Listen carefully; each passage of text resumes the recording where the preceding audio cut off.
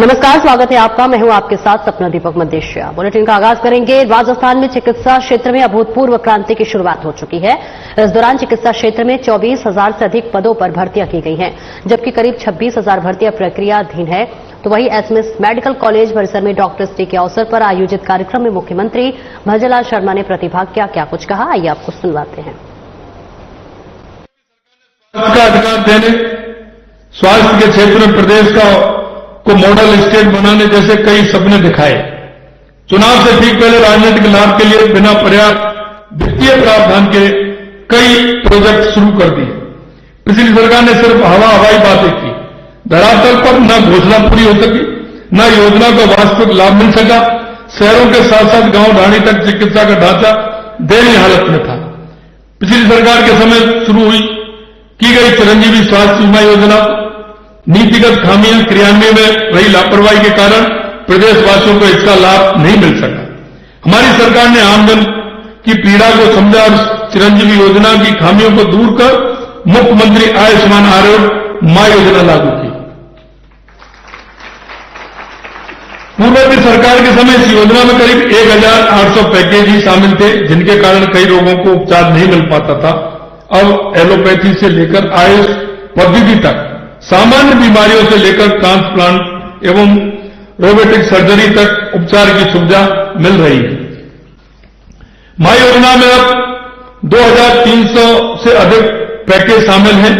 योजना को और प्रभावी बनाने के लिए इंटर स्टेट पोर्टेबिलिटी भी शुरू कर दी गई है, ताकि प्रदेश के लोग दूसरे राज्यों में जाकर भी अपना उपचार करा सकें। योजना से प्रतिदिन 8,000 मरीजों को 9 करोड़ से अधिक राशि का उपचार मिल रहा है। अब इस योजना के लिए हमने 3,500 करोड़ रुपए डेडिकेट मां कोष गठित कर दिया गया है। पिछली सरकार ने चिकित्सा सुविधाओं के आधारभूत ढांचे को मजबूत बनाने की इच्छा शक्ति नहीं दिखाई। पूर्ववर्ती सरकार के पहले 1 वर्ष में एक भी, मैं ये तुलना बता रहा हूं, उनको बड़ी नाराजगी लगती। जब मैं 1.5 साल बना 5 साल कहता हूं। कुछ चीजें हैं जो मैं बता सकता हूं। मैंने शिक्षा के क्षेत्र में बताई, आज चिकित्सा के क्षेत्र में भी बताना चाहता हूं। 1 वर्ष में एक भी स्वास्थ्य केंद्र, प्राथमिक स्वास्थ्य केंद्र और सामुदायिक स्वास्थ्य केंद्र कर्मोन्नत नहीं हुआ था। पहले 1 वर्ष में उन्होंने कुछ नहीं किया, ना ही किसी नई पीएचसी, सीएचसी व उपजिला अस्पताल, जिला अस्पताल, सैटेलाइट अस्पताल या ट्रॉमा सेंटर की स्थापना की गई। जबकि हमारी सरकार में हमने 1.5 साल में 19 नए उपस्वास्थ्य केंद्र स्थापित किए, 49 उपस्वास्थ्य केंद्रों को प्राथमिक स्वास्थ्य केंद्र में परिणत किया, 10 नए प्राथमिक स्वास्थ्य केंद्र की स्थापना की और 43 पीएचसी का सीएचसी में क्रमोन्नत किया। साथ ही 47 उपजिला चिकित्सालय, 12 जिला अस्पताल, 8 सैटेलाइट अस्पताल, 6 नवीन ट्रॉमा सेंटर खोले। इसी प्रकार उन्होंने पहले 1 साल में बेड की संख्या 50 बेड की वृद्धि की, जबकि हमने 1,416 नए बेड बढ़ाए हैं। मैं आपको इसलिए कहना चाहता हूं, इधर काम होता है, काम करते हैं तो उनकी स्थिति अपने आप स्पष्टता से दिखती है। गत सरकार ने युवाओं से भी छल किया, उनके पेपर लीक रिकॉर्ड और समय पर भर्तियां नहीं की। हमने चिकित्सा में 24,000 से अधिक, माननीय मंत्री महोदय बता रहे थे, हमने 24,000 से अधिक भर्तियां की हैं। करीब 26,000 भर्तियां प्रक्रियाधीन हैं, जबकि पूर्ववर्ती सरकार के पहले वर्ष में चिकित्सा विभाग में अराजपत्रित वर्ग में मात्र 112 नियुक्तियां की गई थी। हमारी सरकार ने पिछले 1 साल में 5 नए मेडिकल कॉलेजों को सेक्टर 7 प्रारंभ किए। इस वक्त टोंक एवं जैसलमेर के मेडिकल कॉलेज को भी प्रारंभ हो जाएंगे। पूर्ववर्ती सरकार ने आयुर्वेद अस्पताल के सुचारू संचालन के लिए कोई इच्छा शक्ति नहीं दिखाई, जबकि वो इतना बढ़िया है। हमारे यहाँ 700 करोड़ रुपए का प्रावधान कर रिम्स को विकसित करने का काम भी हम कर रहे हैं। लेकिन मैं आपसे इतना कहना चाहता हूं कि कई बार मैंने देखा है कि उसमें डॉक्टरों की नियुक्ति करते हैं। क्या होता है उसमें, भैया 5-6 किलोमीटर है, आपको क्या परेशानी होती है। लेकिन हमें देखना चाहिए, हमारे ये हॉस्पिटल आज की स्थिति अगर हमारी एसएमएस की हम देखते हैं तो ये उत्तर भारत का सबसे बड़ा हॉस्पिटल है और सबसे अच्छा हॉस्पिटल है, सबसे अच्छी इसमें सुविधाएं हैं। निश्चित रूप से हम देखते हैं कि हमारे राजस्थान के नहीं, मध्य प्रदेश के, हरियाणा के, उत्तर प्रदेश के मरीज भी इसमें आते हैं। इसलिए मैं कहना चाहता हूं कि इसमें हमें और हम कितना कर सकते हैं। ऐसे में तो अस्पताल प्रतिदिन 15,000 रोगियों का भार होता है। रिम्स से ये भार कम होगा अगर हम उसको ठीक प्रकार से करेंगे। संकल्प पत्र के वादे को पूरा करते हुए हमने मुख्यमंत्री आयुष्मान आरोग्य हेल्थ इंफ्रास्ट्रक्चर मिशन शुरू किया है। इसके तहत 3 वर्षों में 15,000 करोड़ रुपए के निर्माण कार्य करवाए जा रहे हैं। हमारी सरकार ने अब तक 357 शहरी आयुष्मान आरोग्य मंदिर खोले हैं और चालू वित्तीय वर्ष में 148 खोलेंगे। प्रदेश में कुल 20,348 स्वास्थ्य केंद्र आयुष्मान आरोग्य मंदिर के रूप में विकसित किए जा रहे हैं। अब तक 11,655 से अधिक चिकित्सा संस्थानों को आयुष्मान आरोग्य मंदिर के रूप में परिवर्तित कर दिया गया है। आयुष्मान आरोग्य मंदिरों में 12 प्रकार की स्वास्थ्य सेवाएं उपलब्ध कराई जा रही हैं। इनमें योग, वेलनेस गतिविधियां भी शामिल हैं। हम मां वाउचर योजना शुरू कर गांव कस्बों में गर्भवती महिलाओं को सोनोग्राफी की सुविधा उपलब्ध करा रहे हैं। हमने राजस्थान डिजिटल हेल्थ मिशन लागू कर इसमें विभिन्न गतिविधियों एवं नवाचार शामिल किए हैं। ऑनलाइन हेल्थ रिकॉर्ड के लिए आभा आईडी, सभी स्वास्थ्य कर्मियों एवं संस्थानों को health care professional registry, health facility registry एवं पंजीकरण, इंटीग्रेटेड हेल्थ मैनेजमेंट सिस्टम आदि इसमें शामिल है। राज्य में अब तक 6 करोड़ 23 लाख से अधिक आभा आईडी बनाई जा चुकी है। आभा आईडी बनाने में राजस्थान देश में दूसरे स्थान पर है। बुजुर्गों की जांच उपचार के लिए भी सभी जिला अस्पतालों में रामाश्रय वार्डों की शुरुआत की है। इन वार्डों में बुजुर्गों को एक ही स्थान पर जांच, दवा, उपचार आदि की सुविधाएं मिल रही हैं। मैं आपसे कहना चाहता हूं, हम परिवार में देखते हैं, घरों में भी देखते हैं, हमारे बुजुर्गों की स्थिति क्या होती है। कई बुजुर्ग हमारे ऐसे होते हैं कि जिनकी देखभाल करने के लिए बड़ी परेशानी होती है। हमने उनको भी सहारा देने का काम किया है। इसलिए हमने ये रामाश्रय वार्डों की शुरुआत की है। अस्पतालों में क्यू मैनेजमेंट सिस्टम लागू किया जा रहा है। जयपुर के कावटिया जयपुरी अस्पताल में इसकी शुरुआत हो चुकी है। जल्दी इसे अन्य अस्पतालों में भी लागू करेंगे। राजस्थान ने टीबी नियंत्रण में महत्वपूर्ण प्रगति की है। टीबी मुक्त ग्राम पंचायत अभियान में राजस्थान ने देश भर में 3रा स्थान प्राप्त किया है। हमारे प्रयासों से राजस्थान की स्वास्थ्य सेवाएं देश भर में मिसाल बन रही हैं। निरामय राजस्थान का संकल्प साकार करने की दिशा में हम तेजी से आगे बढ़ रहे हैं। संस्थागत प्रसव, नवजात एवं शिशु मृत्यु दर, कुल प्रजनन दर सहित कई स्वास्थ्य मानकों में राजस्थान राष्ट्रीय औसत से आगे है एवं देश के कई बड़े राज्यों की तुलना में बेहतर स्थिति में है। हमारा उद्देश्य आप सभी के सहयोग से इन पैरामीटर्स को और आगे ले जाना तथा शत लक्ष्य हासिल करना, यह हमारा संकल्प है। मैं आपसे कई बार मैं कहता हूं और मेरे मन में एक भाव भी रहता है कि जब तक हमारे हर व्यक्ति को सुविधा नहीं मिले, हमारा अस्पताल में मशीन नहीं हो, इक्विपमेंट जब तक पूरी तरह से नहीं हो, उनको संचालन करने वाले नहीं हो, मैन पावर हमारे पास नहीं हो, डॉक्टर हमारे पास नहीं हो, कंपाउंडर हमारे पास नहीं हो, तो जब तक काम नहीं होता है। और मैं आपको यह विश्वास दिलाना चाहता हूं कि हम, क्योंकि शिक्षा, चिकित्सा, बिजली, पानी, सड़क, ये व्यक्ति की मूलभूत सुविधा है और इन मूलभूत सुविधाओं को अगर हम ठीक प्रकार से नहीं करेंगे तो हमारा राजस्थान विकसित राजस्थान नहीं बन सकता है। समय पर इलाज मिले, सुलभ इलाज मिले, इसलिए हमने कहा है, हमने देखा कि राजस्थान में एक्सीडेंट में कई केस लगातार बढ़ रहे हैं। हमने इसके लिए हमारे जो हाईवे, जो आपने देखा होगा, जो हमारे कॉरिडोर बने हुए हैं, हमारा दिल्ली मुंबई कॉरिडोर है, उस पर एक रेस्ट एरिया बनाए गए हैं। हम भी चाह रहे हैं कि राजस्थान में इस तरह के हम हर 50-60 किलोमीटर पर आंकलन करके हम रेस्ट एरिया उसमें दें। उसमें हमारा डॉक्टरों का भी हम निर्धारण करें, उसमें ट्रॉमा सेंटर या हमारी ईएससी, उसमें सारी सुविधाएं उसमें हो, एम्बुलेंस भी हमारी वहां हो। यहां तक हम इतना करना चाहते हैं कि उसमें हम उस एरिया बड़ा हो हमारा, क्योंकि हमें पता है कि ट्रक वाला कितने घंटे चला सकता है, उसके बाद उसको नींद आएगी। तो वहां अपना गाड़ी में पार्किंग में खड़ा करे, आराम से रहे, रेस्ट एरिया मिले, उसको रूम की भी व्यवस्था हो, डोरमेट्री की व्यवस्था हो, टॉयलेट वगैरह बड़ी व्यवस्था वहां हो। वहां पर हम ये चाहते हैं कि उसका एक सही कराने के लिए गैरेज भी वहां उपलब्ध हो जाए। जैसे छोटी मोटी खराबी हो तो उसमें गैरेज में जब तक वो सही कराए। हम इसमें इतना भी किया है कि वहां हम एक हेलीपैड बनवा करके अगर कोई इस तरह की घटना होती है और तुरंत उसको करना पड़े तो हम उसको एयर के माध्यम से उसको हम अस्पताल जल्दी पहुंचाने का काम करें। वहां उसका पूरा एरिया उसमें बना करके उसको हम दें, जिससे कि वो ऐसा स्थान हो कि जहां किसी तरह से कोई प्रॉब्लम नहीं हो।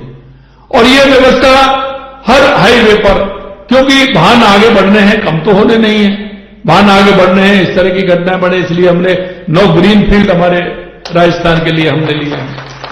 हम चाहते हैं कि हमारा राजस्थान एक अग्रणी राजस्थान बने। राजस्थान में बहुत सारी संभावनाएं उनको देखते हुए हमारी सरकार लगातार काम कर रही है, चाहे वो पानी हो, बिजली हो, शिक्षा हो, चिकित्सा हो। राज्य राजस्थान के माध्यम से उद्योगपति आए हैं, हमारे यहां उद्योग लगाए, उसके लिए भी कर रहे हैं। हम देख रहे हैं कई हमारे मेडिकल के हमारे कॉलेज के लिए, हॉस्पिटल के लिए हमारे एमओयू हुए हैं, वो करना चाहते हैं। हम भी चाहते हैं कि ज्यादा से ज्यादा आए कि लोगों को उसकी सुविधा मिले, ये भी हमारा है। मैं अंत में आपसे इतना ही कहूंगा मेरे भाई और बहनों कि आपका स्वास्थ्य के प्रति तो है ही, लेकिन राजस्थान की प्रगति में आपका बहुत बड़ा योगदान है। आप अपना पूरा योगदान दें, लोगों का मोटिवेशन भी करें। हमारे क्या होता है कि कभी कभी हम देखते हैं कि दिए तले अंधेरा होता है। हमारे पास में, हमारे पड़ोस में ऐसा कौन सा व्यक्ति है, हम एक नागरिक होने के नाते हमारे कर्तव्य का बोध भी हमें रहे, हम उन लोगों को भी याद दिलाते रहें कि हमारा दायित्व क्या है समाज के प्रति। कभी कभी ऐसा होता है कि आदमी बड़ा होता है, लेकिन जब पड़ोस में घर पूछने जाते हैं तो उसका घर ही पता नहीं पता है। हम बोलते हैं यहां फलाने बोल रहते हैं क्या, बोल रहे नहीं भैया हम तो नहीं जानते, और मालूम पड़ा कि दूसरे घर में ही रहते हैं। तो जब तक हमारा सामाजिक सरोकार नहीं होगा, हम लोगों को अपनी भाव और भावना से अवगत कराते हैं, उसको कहीं ना कहीं किसी उससे जोड़ेंगे नहीं, जब तक काम नहीं चलेगा। हम जानते हैं आपका इस क्षेत्र में एक्सपर्ट है, इसलिए आपको भगवान का दर्जा देते हैं, लेकिन हमें दूसरे क्षेत्रों में भी हमें काम करना चाहिए। अब अगर दूसरे क्षेत्रों में काम करेंगे, आप कहेंगे उसका समाज में एक महत्व बढ़ता है, क्योंकि आपकी जो समाज में स्वीकार्यता है, आप जो कहेंगे समाज उसको स्वीकार करता है। आप कहेंगे उसमें समाज से जब आप किसी को कुछ कहेंगे तो लोगों के मन में विश्वास पैदा होता है, और वो विश्वास हमें कायम करना है। हमारे प्रदेश का अच्छे नागरिक कैसे बने? कई बार लोग कहते हैं कि राजनीतिक पार्टियों का यह काम छोड़िए, तो देश के यशस्वी प्रधानमंत्री नरेंद्र मोदी जी ने जब हाथ में झाड़ू लेकर के सफाई कार्य हाथ में लिया था तो उनका ये, लेकिन ये सबसे बड़ा काम है। और आज देश के अंदर आप देख रहे हैं स्वच्छता को लेकर के कितना बड़ा मिशन चल रहा है, लेकिन विरोधी लोगों ने कहा था। मैं आपसे इतना ही कहना चाहता हूं, इसके साथ हमारे सामाजिक सरोकार के कार्य भी होने चाहिए। हमारे देश के यशस्वी प्रधानमंत्री नरेंद्र मोदी जी ने, चाहे वो स्वच्छता का हो, चाहे बेटी बचाओ बेटी पढ़ाओ का हो, क्योंकि हमारा लिंगानुपात कितना कम हो रहा है, इससे समाज में वैमनस्यता होती है, समाज में किस तरह की विचार उत्पन्न होते हैं, समाज में कुरीतियां पैदा होती हैं। उन्होंने उस बात को लिया कि अगर हमारी बेटियां कम होंगी तो हमारे समाज में कुरीतियां फैलेंगी, इसलिए उन्होंने बेटी बचाओ बेटी पढ़ाओ का काम हाथ में लिया। और आज आप सभी को पता है कि हमारे लिंगानुपात में कितनी बढ़ोतरी हुई है और उसमें कमी आई है। ये नहीं, आज हम देखते हैं गाड़ी लेकर के चलते हैं, हमें गाड़ी चलती है तो प्रदूषण भी होता है, लेकिन प्रधानमंत्री जी ने एक पेड़ मां के नाम अभियान चलाया है, तो हम उसका कितना फॉलो कर रहे हैं। वो हमारे लिए, हमारे स्वास्थ्य के लिए है, हमारे स्वास्थ्य के लिए है। हम उसको कैसे ठीक कर सकते हैं? तो हम प्रदूषण कर सकते हैं, तो हम पर्यावरण को ही बचाने की बात नहीं कर सकते क्या? तो हमें देखना चाहिए हमें कहां आवश्यकता है। हमको पूछना चाहिए कि हम पेड़ कहां लगाए हमारी मां के नाम, और मां के नाम एक पेड़ नहीं, जहां जहां आप जाए वहां लगाइए। बाद में जब आप जाएंगे माता जी आपको सभी जगह याद आएंगी कि मैं माता जी के नाम का पेड़ लगा के यहां गया। इस काम को भी हमें करना चाहिए। हमारे दोनों काम हो रहे हैं। हमारे बुजुर्गों ने, हमारे उन पूर्वजों ने हमारे पर्यावरण को कैसे बचा के रखा। हमारी संस्कृति है, हम पहाड़ों को भी पूजते हैं, नदियों को भी पूजते हैं, वृक्षों को भी पूजते हैं। उसका महत्व आपके समझ में आ गया, हमारी समझ में आ गया कि हम क्यों पूजते हैं। अगर पर्यावरण ठीक नहीं होगा तो हम और आप ठीक रहेंगे। इसके अलावा मैंने एक दिन हमारे डॉक्टरों की मीटिंग में मैंने कहा था कि हम जब इंतजार करते हैं बीमार हो जाते हैं, इसलिए इंतजार करते हैं कि हम बीमार होने वाले हैं। अरे मेरे भाई और बहनों, आप तो इतने श्रेष्ठ हो, आपको तो यह भी पता है कि बीमार किससे होंगे। तो क्या बीमारी होने से पहले हम कुछ ऐसा निदान नहीं कर लेंगे? क्या बीमारी होने से पहले कुछ बीमारियां तो ऐसी हैं जिनको हम बच्चों के पाठ्यक्रम में शामिल नहीं कर सकते क्या? कि अगर ये करोगे तो ये बीमारी होगी, ये करोगे तो ये बीमारी होगी। क्या उनको सचेत करते हुए उनके जीवन में पहली बार जब वो तीसरी, चौथी, पांचवीं, आठवीं, सातवीं, 10वीं क्लास तक बढ़ता है, उसके मन में वही विचार रहते हैं। और आप देख लीजिए, आपके जीवन में बहुत अच्छी बातें आई होंगी तो आपकी उस उम्र में आई होंगी जब आप प्राइमरी में और मिडिल में आप एजुकेशन ले रहे होंगे, तो बहुत सारी बातें आपके मन को जहन में आज भी बस रही हैं। क्या हम उनके माध्यम से एक समाज में एक इस तरह का वातावरण बना करके और हम कुछ विषय लेकर के, और मैंने कहा है, डॉक्टर वो आए थे सरीन, शिव सरीन, डॉक्टर शिव सरीन आए थे मेरे सेमिनार में। उन्होंने ऐसे सुझाव, मैंने उसी दिन कहा, और मैंने कहा इसको आप बताइए, हम इस पाठ्यक्रम में जोड़ते हैं बच्चों के में, जिससे बच्चे हेल्थ के प्रति, स्वास्थ्य के प्रति पहले से ही अवेयरनेस, पहले से उनको जानकारी हो कि मुझे ये नहीं करना है। आज हम क्या करते हैं कि जब बीमारी होती है तुरंत जाते हैं, ये दीजिए, ये करिए। भाई हमको तो पहले से पता है कि अगर हम ऐसा करेंगे तो हमें ये बीमारी हो सकती है, तो क्या हम उसका पहले से इलाज नहीं कर सकते? पहले से उसको कंट्रोल नहीं कर सकते? मित्रों, मैं आपसे इतना ही कहूंगा कि आप सभी इस क्षेत्र के विशेषज्ञ हैं और आपका हर क्षेत्र में बहुत बड़ा सम्मान भी है। इसलिए हम सभी का दायित्व बनता है कि हम स्वास्थ्य के प्रति नहीं, स्वास्थ्य हमारा खराब नहीं हो इसके प्रति भी, और समाज के प्रति भी हमारा दायित्व बनता है कि हर क्षेत्र में हम काम करें, और हम काम करते हुए हमारे प्रदेश को किस तरह से हम आगे बढ़ाएं। इतना ही मैं आप सभी से कहना चाहता हूं। मैंने देखा है, डॉक्टर मोदी जी को मैं पिछले 15 साल से जानता हूं, और मैं देखता हूं कभी कभी मेरे मन में भी आता है कि मैं रात को 11-12 जब भी मेरे पास मरीज का फोन आता था, अब तो मैं बता ही देता हूं भाई मोदी जी को बता दो या उनको बता दो, अब तो मैं सभी से कह देता हूं तो वो मेरे बता देते हैं किसी को। लेकिन जब मैं महामंत्री के रूप में, उपाध्यक्ष के रूप में काम करता था, जिलाध्यक्ष के रूप में काम करता था, जब भी इनको जानता था, कोई भी मरीज आता था मेरे से बात करता था, मैं मोदी जी को कहता था। लेकिन मैं धन्यवाद देना चाहता हूं, चाहे रात को 11 बजे या 12 बजे जब भी फोन करते हैं तो तुरंत फोन उठता है, और उसके माध्यम से उसका संतुष्ट भी होता है। उसको किसको कहना है, कैसे करना है, क्या करना है, क्या नहीं करना है, ये हमेशा करते हैं। इसके लिए मैं इनको धन्यवाद देता हूं, और मैं आप सभी से भी विनम्र अनुरोध करना चाहता हूं कि आदमी जब स्वस्थ रहेगा, मस्त रहेगा, तो उसके दिमाग में कई तरह के विचार अच्छे आएंगे। वो हमारे राजस्थान की प्रगति के लिए बहुत आवश्यक है, वो हमारी प्रगति के लिए बहुत आवश्यक है।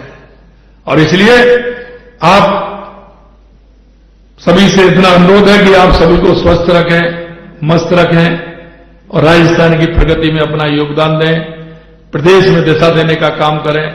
हम छोटा सा, हमारा एक दिन का थोड़ा सा समय एक अच्छी नई दिशा दे सकता है, एक अच्छे भाव को पैदा कर सकता है, एक अच्छे नागरिक के प्रति जो कर्तव्य होने हैं उनका समावेश उसमें कर सकता है। मैं इतना ही कहूंगा।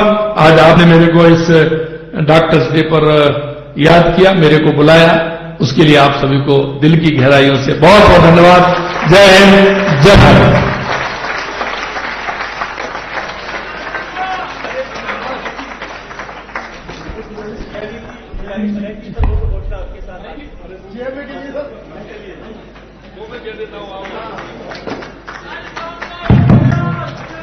इनके मन में रह जाएगी, आपने मेरे को बताया है, लेकिन नजदीक में नहीं है कोई, ये देख लेना भैया। आप ये गए एसएमएस के बाद, तो मेरे को तो एसएमएस की बात करो तो तुम तो मेरे को तो जब वो नहीं मिल रही है पार्किंग, समझ रहे हो ना।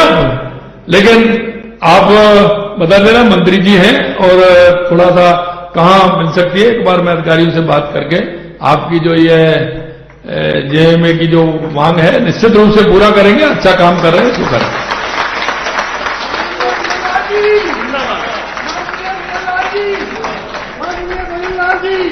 एक बार आपके हृदय और कंठ से जो माननीय मुख्यमंत्री जी ने आपकी मांग पर तुरंत कार्रवाई की है, जोर से एक बार माननीय मुख्यमंत्री जी के लिए भजन लाल जी। आदरणीय हमारे मुख्यमंत्री जी ने प्रिवेंटिव मेडिसिन यानी रोग नहीं हो उसके लिए और रोग होने के पश्चात दोनों ही पक्षों के लिए जो सरकार संवेदनशील है अपनी पूरी कार्यविधि रखी।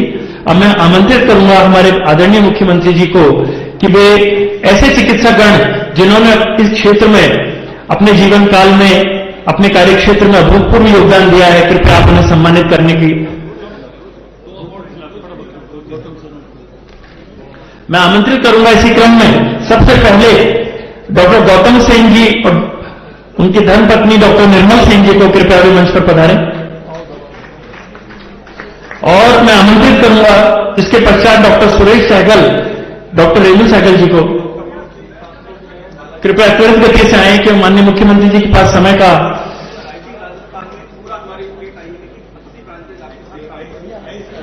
डॉक्टर गौतम सिंह जी,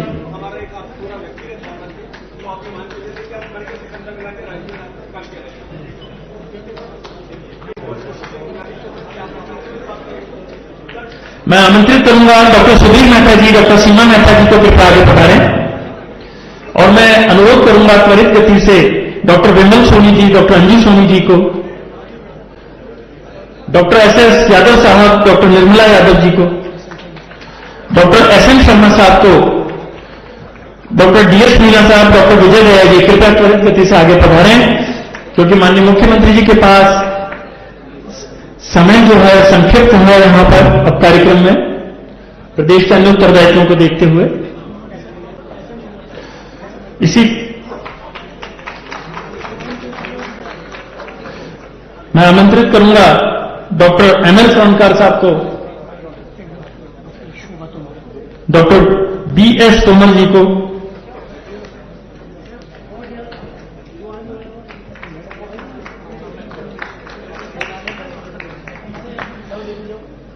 मैं आमंत्रित करूंगा डॉक्टर अशोक गुप्ता जी को,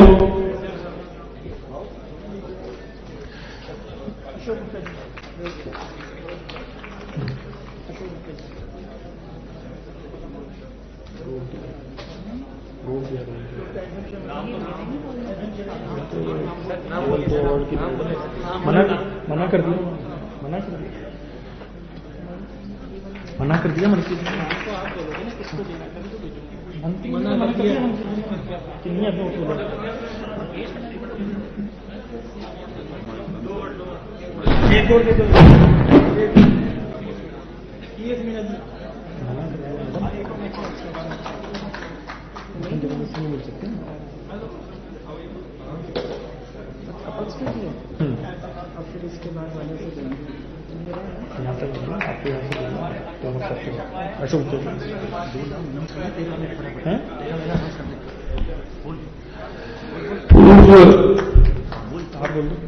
बोल जल्दी बोलो।